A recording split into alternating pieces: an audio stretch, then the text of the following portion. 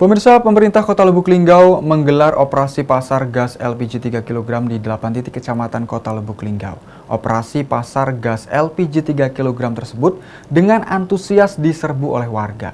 Salah satunya adalah warga Kecamatan Lubuk Linggau Selatan 2 yang memadati lokasi operasi pasar gas LPG 3 kg. Pemerintah Kota Lubuk Linggau menggelar operasi pasar gas LPG 3 kg di 8 titik kecamatan Kota Lubuk Linggau. Dengan demikian, setiap kecamatan yang ada di Kota Lubuk Linggau akan mengadakan operasi pasar gas LPG yang dapat diakses oleh masyarakat. Operasi pasar gas LPG 3 kg tersebut dengan antusias diserbu warga. Salah satunya warga Kecamatan Lubuk Linggau Selatan 2 yang memadati lokasi operasi pasar gas LPG 3 kg.